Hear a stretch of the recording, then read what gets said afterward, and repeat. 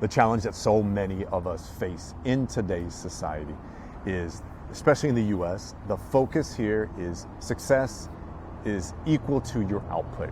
And output in your business, in your career, in your relationship, in your money.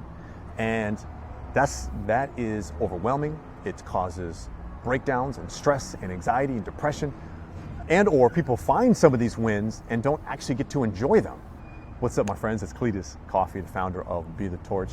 And this is something we emphasize so much, the difference between power versus force. Now, let's talk about force. Force, you're probably all too familiar with. You know when someone is forcing, whether it's in leadership, whether it is just in who they are as an individual, because it's out of alignment with who they are. Oftentimes they're insecure, they're worried, they're stressed, and so they talk about things that either they can't back up or aren't in alignment with who they really are. They're out of alignment of integrity in character. Oftentimes they are yelling and screaming and demeaning and belittling and name calling and full of sarcasm. See, what they're trying to do is they're trying to elevate themselves by bringing others down. They're trying to force the issue, or there's an old right, an old saying like, "Don't talk about it, be about it." And they're oftentimes talking about the things that they're going to do or things that they're creating when it's not really the case as far as who they are. And because in this society that's the norm being force, coming from that type of character, that type of yelling and demeaning and negativity, because it's considered the norm, you're not able to sense when someone else is bringing that type of energy into your space. You just chalk it up as like, maybe that's how you were raised. Maybe that's how you are handling things. And if you're someone who is forcing things, and oftentimes, look, here's the deal. People coming from force, often really nice people. They're good people. They're just out of alignment. They're uninformed. They're working from old traumas. And thus they're trying to force the issue to have more. It's a win at all cost mentality. I'm gonna do whatever it takes to win. I don't care who gets injured along the way. I don't care who I impact in a negative way. I'm here to win. And that is not a good place to be coming from. You may get some small wins, no doubt. You may make a little bit of money, and you may make a lot of money. And what we find is so many people who have made it to the peaks financially or on the scoreboard are struggling in their relationships, they're struggling in their health, they're struggling emotionally, struggling mentally. And that's because they went all in on one category and they forced their way to the top instead of coming from a place of power. So on the flip side, coming from a place of power has to do with, and really I glean it from the power of personal culture. See, if you're in alignment with your personal culture is really, number one, having a foundation of truth as to who you are, what is the reality in the present moment, in all 5 areas of the Power 5. Your psychology, your physiology, your people, profits, and presence. So your mindset, your learning skills, your body, your money, thumbs up, there we go.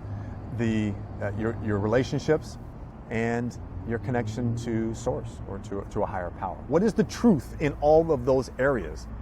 Where are you at? What do you feel in all of those? And getting clarity on what you're feeling is a true tenet in personal culture, because a lot of us weren't taught how to feel, let alone how to communicate it. So getting clarity on the truth, then taking ownership and responsibility in that truth. And then once you do that, now we have a foundation of which to build upon, build you up as a human being. I didn't say your business. I didn't say your family, your relationships. We have to build you first. Go back to, like, I just stepped off an airplane, and what did they do right before we took off? The same thing they do on every flight before, in case of a loss of oxygen pressure. Please, when the masks fall down, please put the mask on yourself first before you put it on others. You're no good if you're passed out trying to help your kids. You're no good as a leader in your company trying to help your employees if you're not right, if you're not paying yourself what you're worth, if you're not healthy physically, emotionally, mentally. You're no good. You're no good to your partner, your intimate relationship. You're no good to your children if you have them. You got to take care of you first. And that's not coming from a place of force, trying to force your leadership onto others because you're struggling with your own self-worth. You're struggling with your own insecurities and fears and challenges of not being wanted or not being valued or not being enough, or the constant and consistent pressure to perform and provide on the scoreboard. And it is overwhelming. I know this story all too true as someone who, as a former athlete, look, it was all about bigger, faster, stronger. It's all about forcing my way into a roster spot, to making plays and being the very best I could be on the playing field. I wish I understood the true components of coming from a place of power.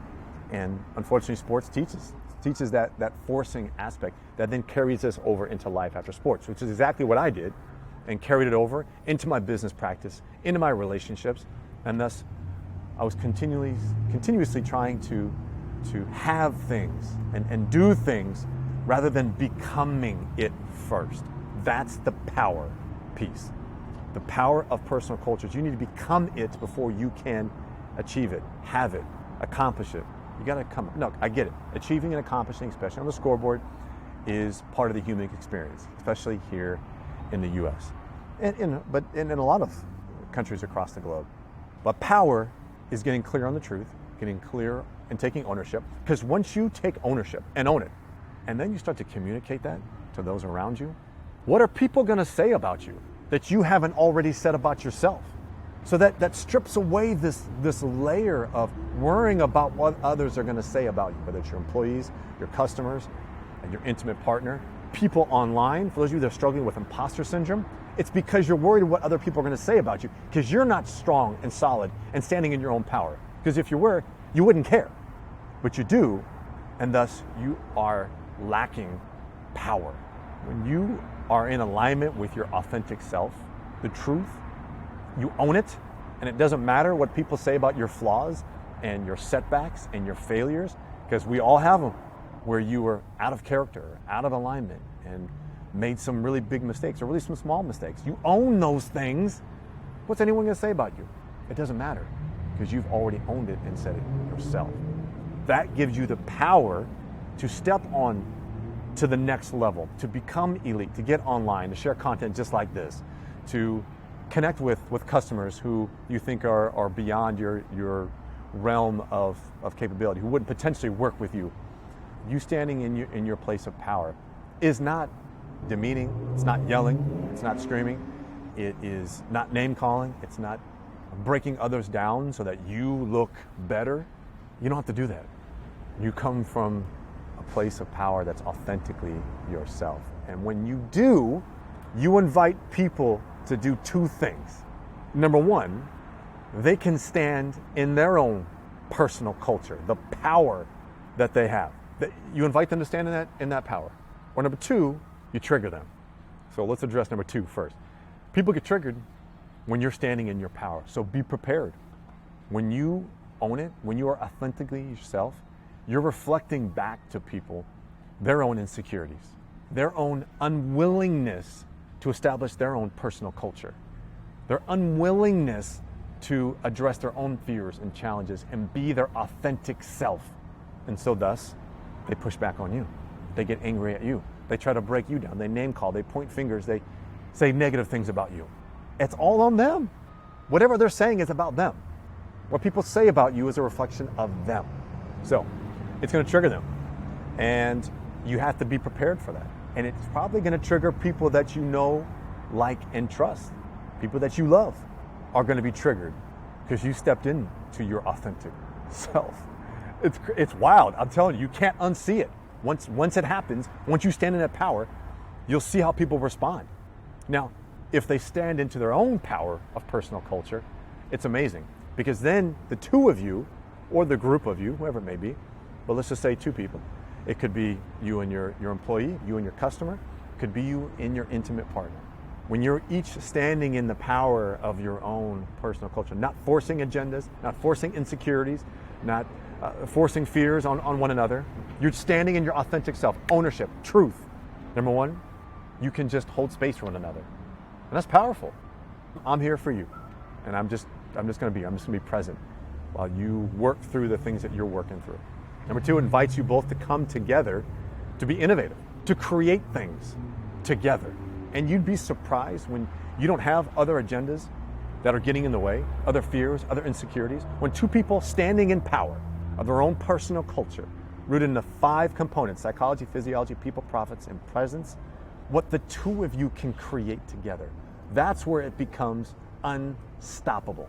That's where, see, we all have some fire inside of us. And for me, look, I struggled for so many years thinking that, yeah, I got a fire, I got to drive, I'm driven, but it was like a little pilot light, right? Just a little candle that I knew was weak, and yet I wasn't willing to face it, wasn't willing to address the truth, because I was fearful of sharing what I was truly feeling, that I was feeling weak, that I wasn't feeling good enough, that I was feeling like I was underachieving.